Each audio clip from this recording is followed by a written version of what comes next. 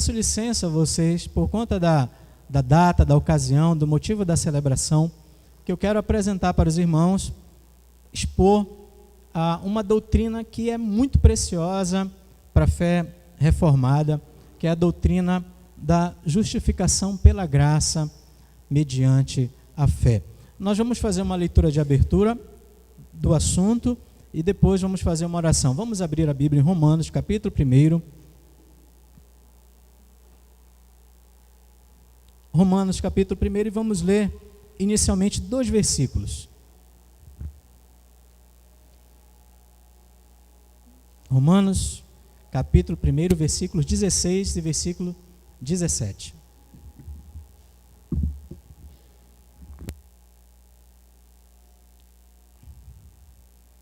Diz assim a palavra de Deus: pois não me envergonho do evangelho, porque é o poder de Deus para a salvação de todo aquele que crê, primeiro do judeu e também do grego, visto que a justiça de Deus se revela no evangelho, de fé em fé, como está escrito, o justo viverá por fé. Chamo a atenção para o versículo 17, porque esse versículo 17 é muito fácil de gravar por causa da expressão que a gente encontra no Antigo Testamento, em Abacuque, que diz assim: o justo viverá por fé. Mas é muito importante que você preste atenção na declaração inicial, visto que a justiça de Deus se revela no Evangelho. A justiça de Deus se revela no Evangelho. Vamos orar? Pai querido, em nome de Jesus pedimos entendimento, discernimento espiritual, esta doutrina tão preciosa que é a doutrina da justificação pela graça mediante a fé. Abra nossos olhos, ó Deus, para que possamos contemplar as maravilhas da Tua lei, e que as palavras dos meus lábios e o meditar do meu coração sejam agradáveis na Tua presença, em nome de Jesus. Amém. Queridos irmãos, os reformadores entendiam que a doutrina da justificação pela graça mediante a fé, e eles entendiam de maneira correta, é o cerne do Evangelho, é o próprio Evangelho. Eles diziam que esse artigo era a maneira mais correta de verificar se a igreja estava firmada de pé ou se ela já havia caído. Martinho Lutero, por exemplo, ele chegou a dizer que sem esse artigo, sem a doutrina da justificação pela graça, o mundo é todo morte e escuridão. Fez esta afirmação. Ainda, um célebre reformador, João Calvino, ele disse que a doutrina da justificação é a engrenagem sobre a qual tudo na vida cristã gira. A engrenagem é a coluna mestra, ele disse, da religião cristã. Então, estamos diante de um assunto que, se eles estão corretos, e eu creio que estão, é um assunto extremamente importante para a nossa fé, é um assunto extremamente importante para a nossa vida, para o nosso relacionamento com o Senhor. Mas por que eles enfatizaram tanto essa doutrina? Por que essa ênfase tão grande nesse artigo de fé? Ora, meus irmãos, porque essa doutrina trata do maior problema da humanidade. Essa doutrina traz a resposta para aquele que é o maior dilema de todos os homens. Veja só, vamos pensar o seguinte: como pode um homem pecador, como pode um homem que quebra a lei de Deus, se apresentar diante de um Deus que é justo, santo, todo-poderoso? Como pode um homem subsistir diante de um Deus que um dia prestará contas com a sua criação, contas com a humanidade? Como pode, então, um pecador se apresentar diante de um Deus assim? Essa é a grande questão que deveria ocupar a mente, a reflexão de todos os corações, de todos os homens. Porque um dia, todos nós compareceremos diante do tribunal do Senhor. E como será esse dia? Como pode, então, alguém, então, ser justificado naquele dia ser declarado justo por Deus. Como pode? Olhem para a história da humanidade, vejam que se tem uma doutrina que é fácil de comprovar experimentalmente, é a doutrina do pecado. Olhem para os homens, as mazelas, a maldade, o coração do homem inclinado para o mal. O homem quebra a lei de Deus. E como ele pode, então, se apresentar diante de um Deus? O Salmo 130, versículo 3, que eu coloquei no slide para os irmãos acompanharem, levanta esse questionamento. Ele diz assim: Senhor, se observares iniquidades, quem, Senhor, subsistirá? Se o Senhor atentar para a questão do pecado, da iniquidade, quem sobreviverá? Quem vai subsistir diante de um Deus excelso, justo, santo e perfeito? Quem? O salmista levanta esse questionamento. Então, este é o cerne da questão, então, da reforma protestante. Na verdade, podemos dizer, sem sombra de dúvidas, que esse é o grande assunto, a grande questão da nossa vida. A resposta, meus irmãos, para essas indagações que eu fiz, para essas perguntas, está exatamente na doutrina da justificação pela graça, porque é o evangelho do nosso Senhor Jesus Cristo, é a boa notícia. É nela que nós encontramos, então, a exposição da misericórdia de um Deus, e na doutrina da justificação, a misericórdia e a graça de Deus alcança o seu ponto máximo em favor dos pecadores. Vamos lá, vamos analisar a natureza dessa doutrina. Eu quero convidá-los a abrir, vocês já estão em Romanos, só virem uma ou duas páginas e vão para o capítulo 3 de Romanos mesmo, a partir do versículo 19.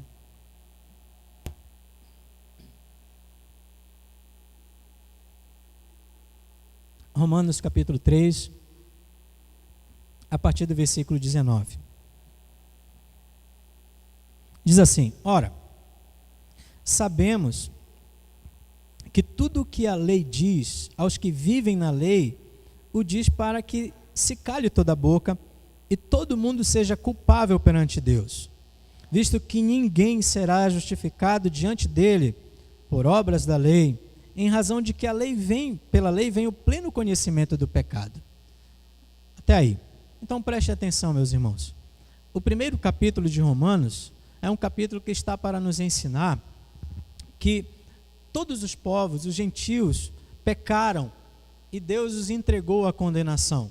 O primeiro capítulo de Romanos pontua isso.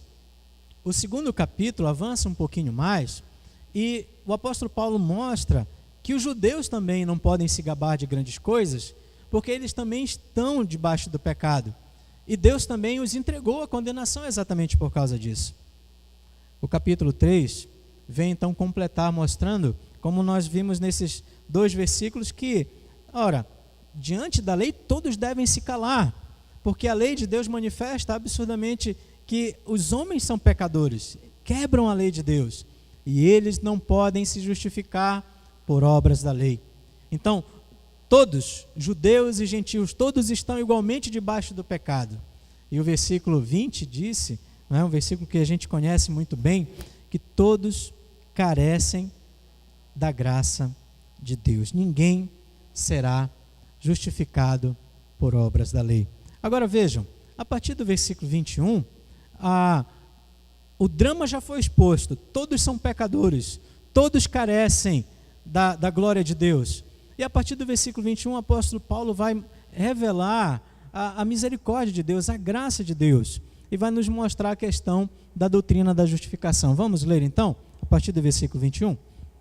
Mas agora, sem lei, se manifestou a justiça de Deus, testemunhada pela lei e pelos profetas, justiça de Deus mediante a fé em Jesus Cristo, para todos e sobre todos os que creem, porque não há distinção, pois todos pecaram e carecem da glória de Deus, sendo justificados gratuitamente por sua graça, mediante a redenção que há em Cristo Jesus, a quem Deus propôs no seu sangue, como propiciação, mediante a fé, para manifestar a sua justiça, por ter Deus, na sua tolerância, deixado impunes os pecados anteriormente cometidos, tendo em vista a manifestação da sua justiça no tempo presente, para ele mesmo ser justo e o justificador daquele que tem fé em Jesus. Até aí. Então, o apóstolo agora revela a misericórdia de Deus, nos mostrando que o Senhor justifica o pecador. E Cristo veio para ser propiciação. O seu sacrifício, a sua obra de redenção afastou de pecadores a ira de Deus que vinha sobre eles. E Jesus toma sobre si o castigo, então, que nos salva, que nos traz a paz. E agora, o Senhor justifica pecadores, sim, pecadores, e Ele faz isso por meio da fé.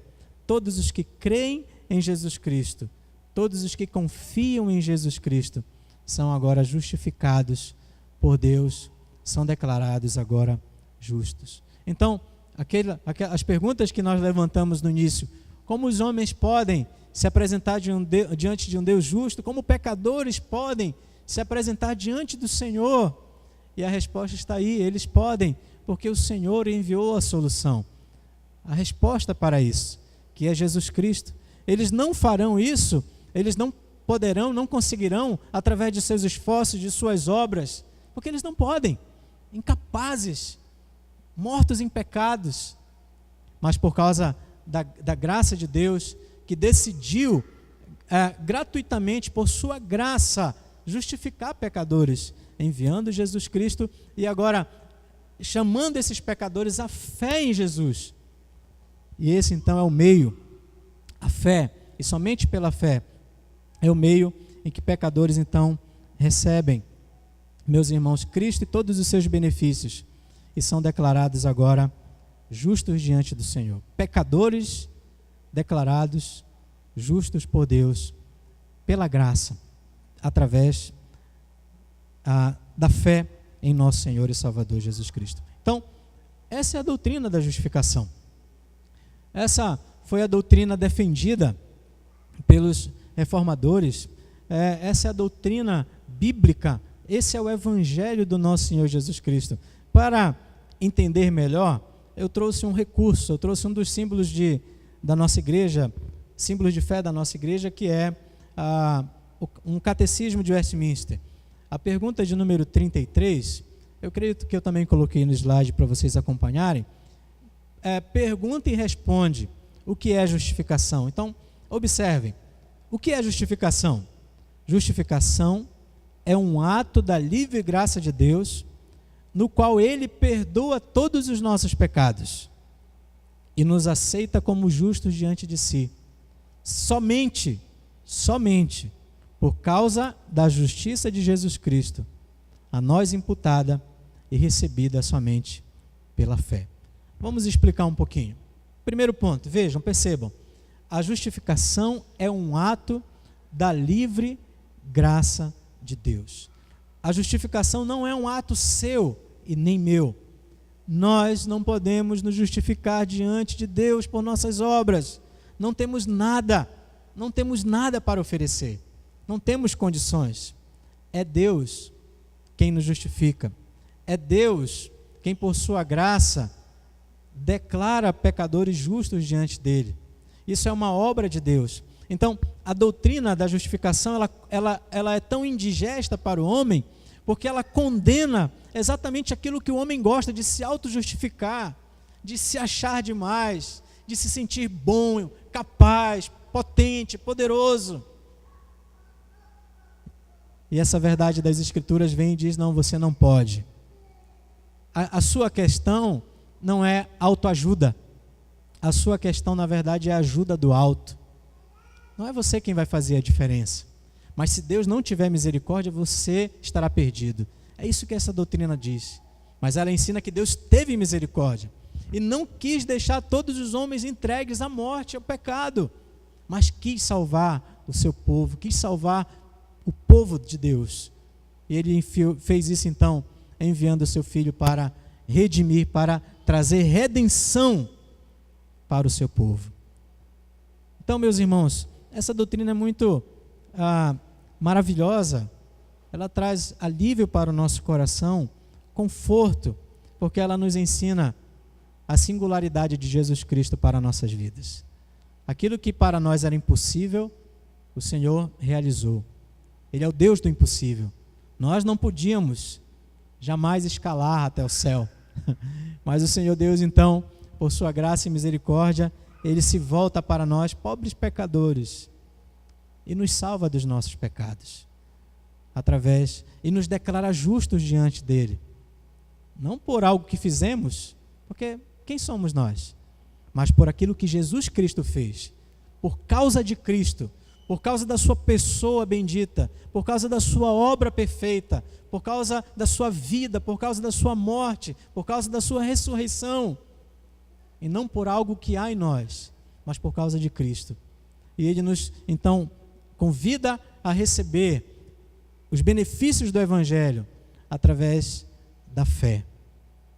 Essa é a doutrina da justificação pela graça mediante a fé. Isso também faz com que o cristianismo bíblico seja único, seja singular. Sabe por quê? Porque vejam, todas as religiões apontam o caminho para o homem trilhar por si mesmo, com obras, através de suas faculdades, através dos seus méritos, para se salvar, para alcançar a redenção. E os homens acreditam, muitos se iludem nessa perspectiva. Uma vez eu conversei com um homem, faz muito tempo isso, e ele, quando conversamos sobre essa questão de salvação, ele disse, olha, eu acredito sinceramente que existe uma balança na mão de Deus.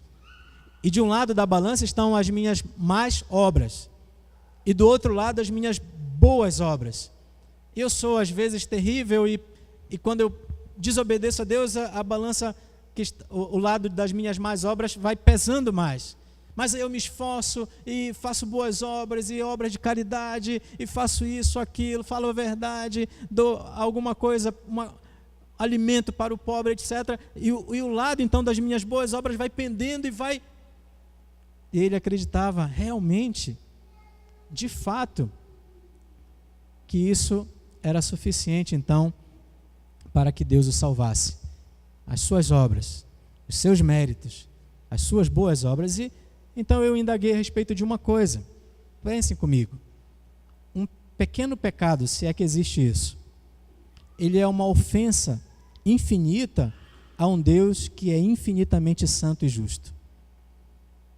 Um pequeno pecado, se é que existe isso, é suficiente para você nunca mais conseguir reverter o quadro da balança. Porque você ofende um Deus que é perfeito, e Ele diz na sua palavra, a alma que pecar, essa morrerá. Não é por nossas obras, meus irmãos. Não é por suas qualidades, por seus méritos, porque nós não temos, na verdade. É pelas obras de Cristo. É por seus atributos, pelos atributos de Cristo, pelos méritos perfeitos de Cristo, pela justiça perfeita de Cristo. É por causa de Cristo. É somente por causa de Cristo. Bendito seja o Senhor por isso.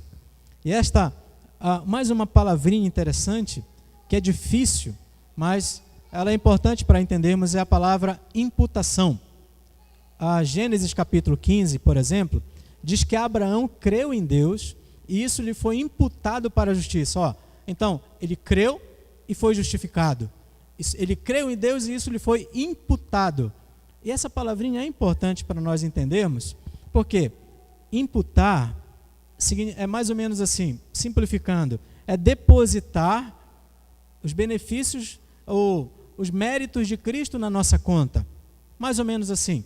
Digamos que alguém queira que um homem pobre, um mendigo, seja considerado pelos outros rico, e essa pessoa tem muito dinheiro, e ela faz o seguinte, ela vai na conta daquele mendigo e deposita um valor exorbitante para que aquele homem, numa fração de segundos, da pobreza e da miséria, possa ser considerado pelo mundo como um dos homens mais ricos do mundo.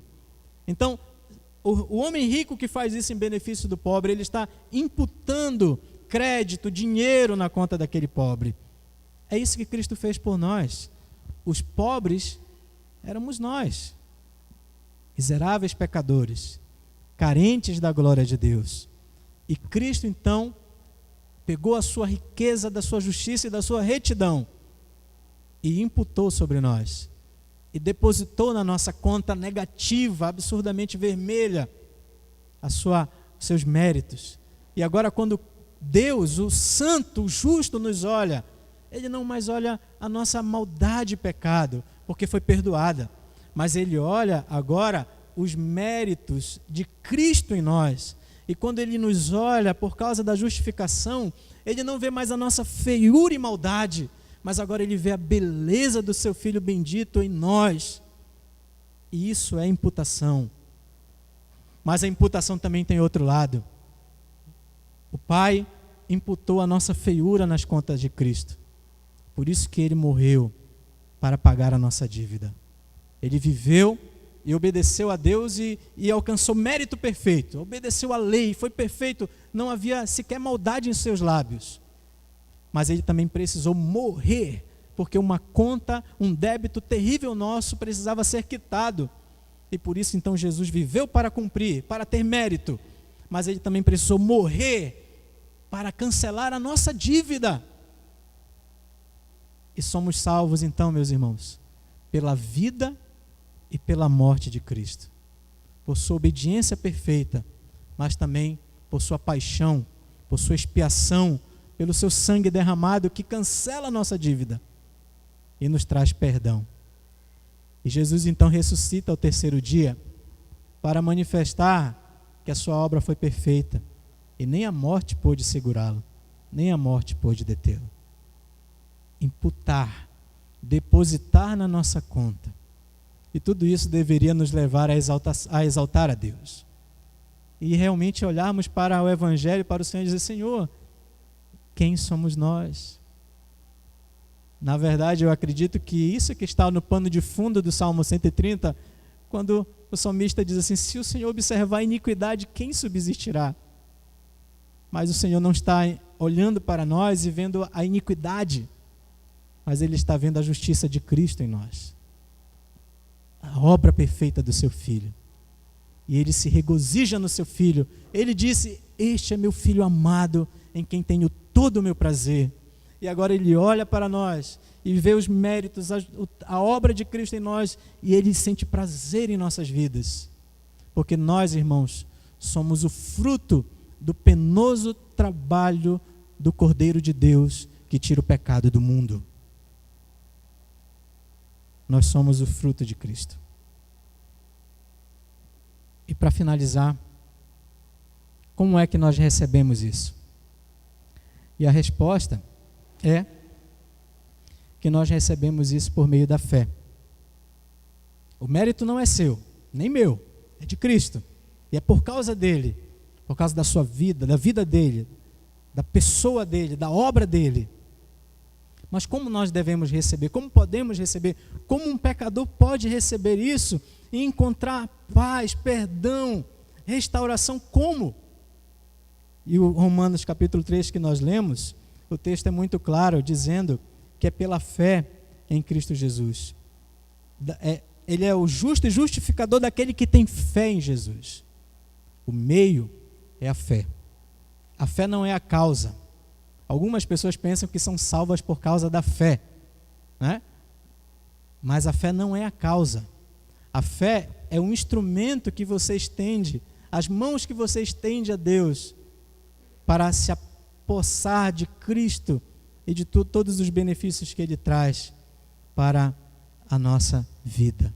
A fé, meus irmãos, não tem nada para dar, mas ela tem tudo para receber.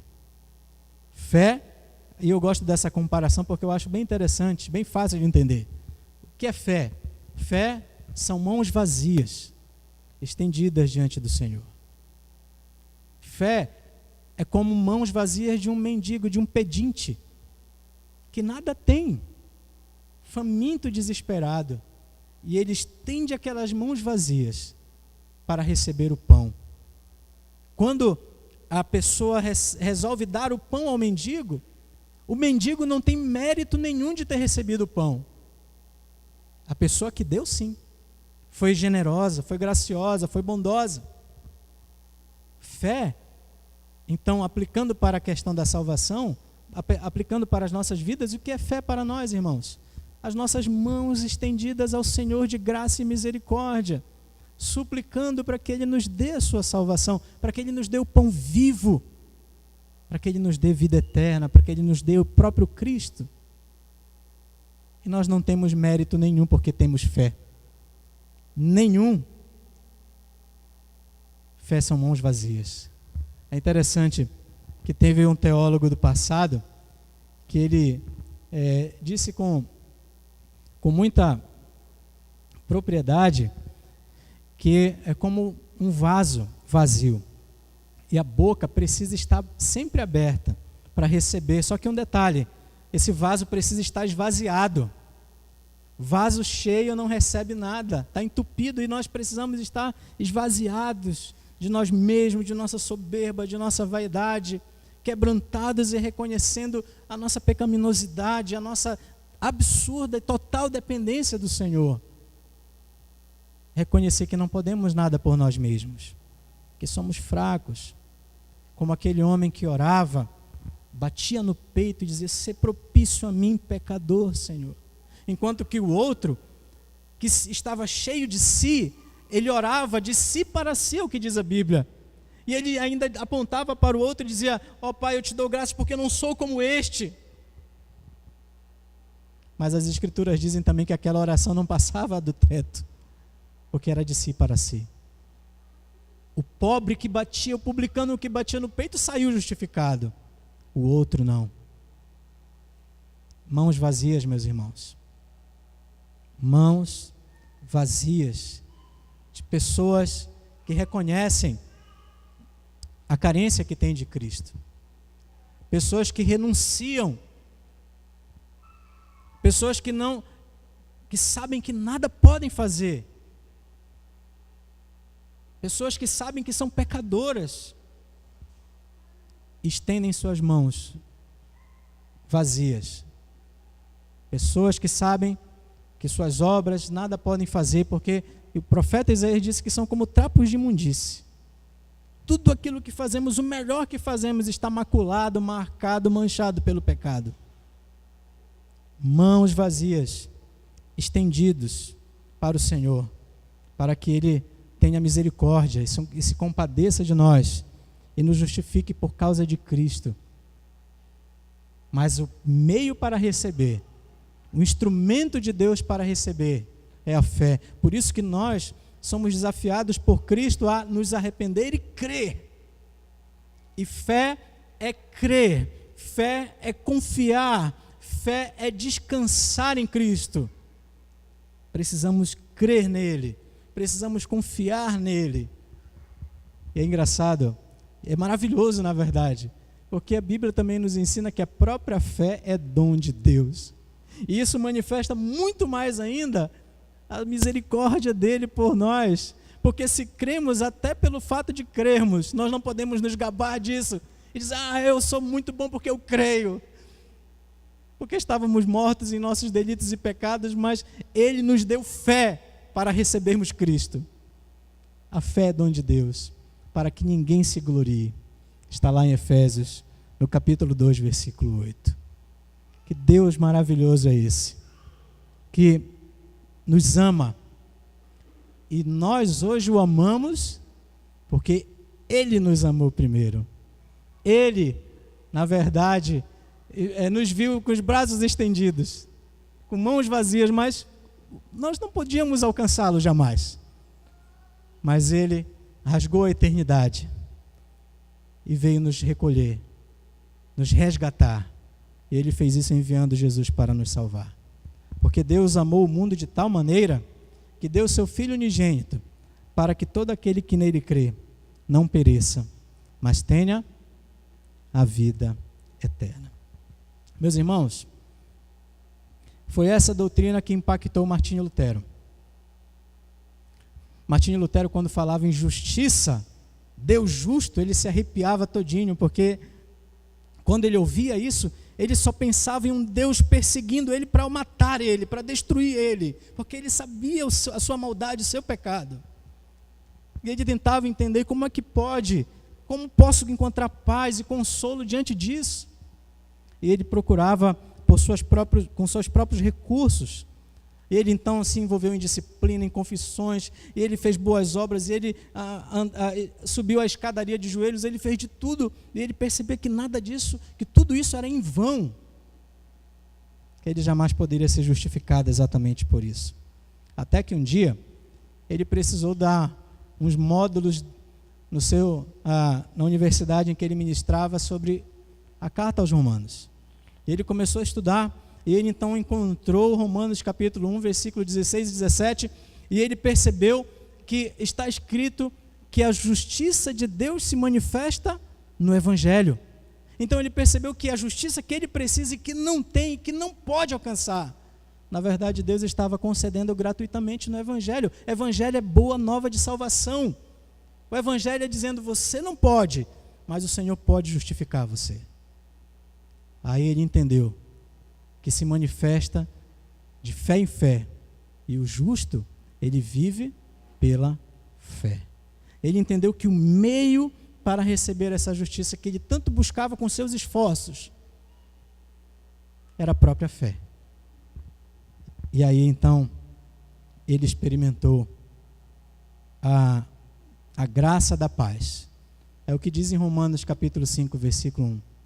Justificados, temos agora paz com Deus. Paz com Deus. Ele disse em certo livro que para ele janelas se abriram para o céu quando ele compreendeu exatamente isso. A justiça que precisamos é alheia a nós. Ela está em Cristo. E somos justificados por causa de Cristo. Mas o meio é para recebermos através da fé, que são mãos vazias estendidas para o Deus misericordioso, para que sejamos salvos por Ele. Quero encerrar com algumas aplicações finais. Eu tenho dito isso, que precisamos pensar seriamente a respeito disso. Porque cada um de nós aqui, vamos um dia nos apresentar diante do tribunal do Senhor. Todos nós. Ninguém está isento disso. Todos nós nos apresentaremos. E essa questão de como nos apresentaremos, se não é ainda, deveria ser a sua maior preocupação.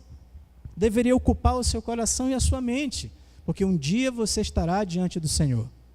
Diante do Deus de Israel. O Deus santo e onipotente. O Deus justo, perfeito. E Ele vem para julgar o mundo através do seu Cordeiro que Ele estabeleceu como juiz desta terra. Como nos apresentaremos diante de Deus? Como nós podemos nos apresentar e ter paz no coração esperando? Porque devemos almejar esse dia, diz as Escrituras. Devemos pedir que esse dia se apresse. Como pode isso? O caminho, meus irmãos, é Cristo. Ele é o caminho, a verdade e a vida. É o seu Evangelho bendito. É o Evangelho que nos salva. Devemos então buscar Ele, redenção no Senhor Jesus Cristo. Devemos estender nossas mãos e clamar e suplicar e confiar tão somente nele. Meus irmãos, eu pergunto a você, em que você tem se agarrado? Sinceramente, o que tem sido a sua confiança? Onde você tem buscado redenção? Onde você tem buscado salvação? Eu lembro que uma vez eu estava conversando com uma moça evangélica e uma jovem muito crente, temente a Deus há algum tempo. E numa determinada coisa que aconteceu, ela compartilhou uma fraqueza, uma luta, e disse assim, se Jesus tivesse voltado naquele momento eu não tinha ido, eu tinha ficado. Eu fiquei olhando e eu percebi que muito do evangelho que está sendo pregado no nosso tempo não é o evangelho de Cristo que traz paz ao coração do pecador, mas é o evangelho que traz desespero. Eu preciso, se Jesus voltar agora, eu preciso estar 100% perfeita das minhas boas obras, obediente. Impossível.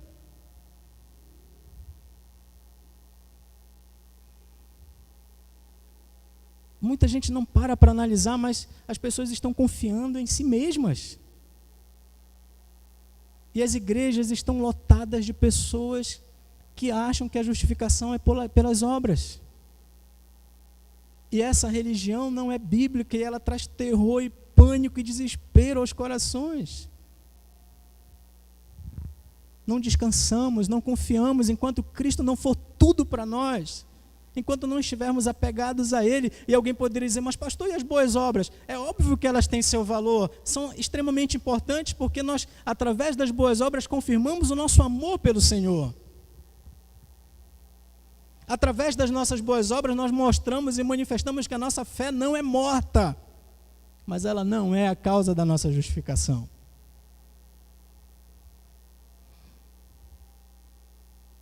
Precisamos, meus irmãos, resgatar a doutrina do Evangelho e pregar esse Evangelho.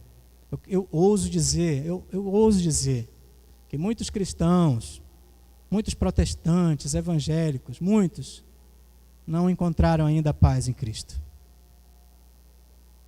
Não confiam unicamente em Cristo. Estão buscando salvação por si mesmos, como se pudessem. Muitos não encontraram esse tesouro precioso. E estão se submetendo muitas vezes a coisas tão estranhas. Vou contar mais outra história. Não conto com alegria, eu conto com tristeza. Uma vez eu visitei um jovem que estava com depressão. Ouçam, por favor. Ouçam com atenção. E esse jovem não quis falar comigo. A mãe dele então veio falar comigo preocupada. Pastor, que bom que você veio aqui. Eu estou muito preocupada. A pastora disse que ele está com depressão por minha culpa. Mas o que aconteceu? Eu perguntei. Porque ela fez a campanha das 7 semanas de oração ao meio-dia e não sei o quê. E eu faltei uma. E porque eu faltei um demônio do meio-dia, do não sei de onde e tal, e agora... Meu Deus, que religião é essa? Que evangelho louco é esse? Agora, nós não apenas somos responsáveis por perder a nossa própria vida, mas por perder a dos outros também. Se a gente não participar da campanha das 7, das 8, das 40, não sei o quê, não der o dízimo, não fazer isso, não fazer aquilo, não. Que evangelho é esse?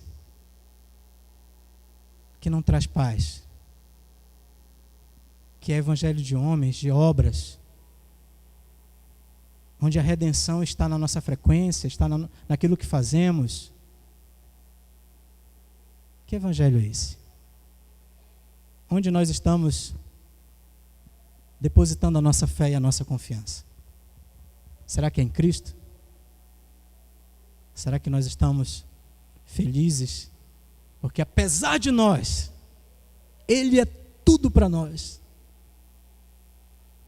Ele é tudo para nós. Ele é a nossa justiça.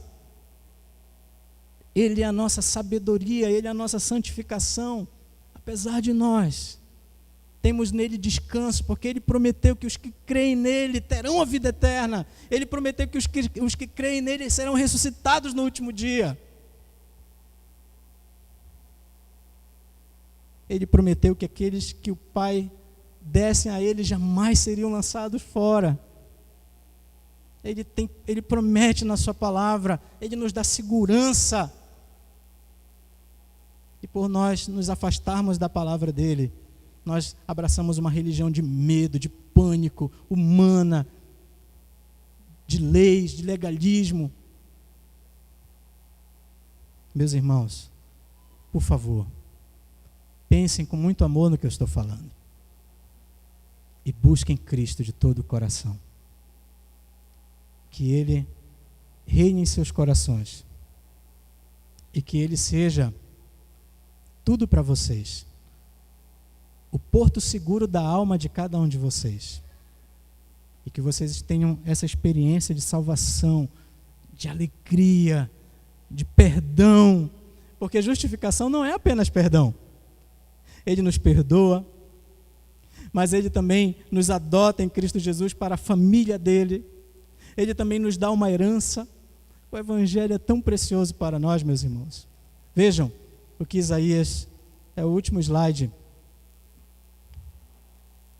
versículo 10, ouçam com atenção. Regozijar-me-ei muito no Senhor. A minha alma se alegra no meu Deus. Por quê? Onde está o regozijo dele? Por que ele se alegra em Deus? A resposta: porque me cobriu de vestes de salvação e me envolveu com o manto de justiça. Ele me envolve com seu manto de justiça. Eu não preciso ter medo da justiça de Deus, porque a justiça de Deus se revela no Evangelho. O justo viverá pela fé. Ele diz: como um noivo que se adorna de turbante, como a noiva que se enfeita com as suas joias.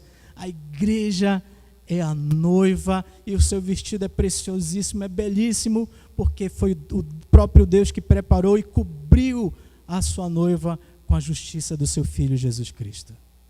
Esse é o Evangelho. Fora disso, é estranho. Não acredite, não abrace. Que Deus nos ajude, que Deus nos abençoe. Vamos curvar nossas cabeças e vamos orar.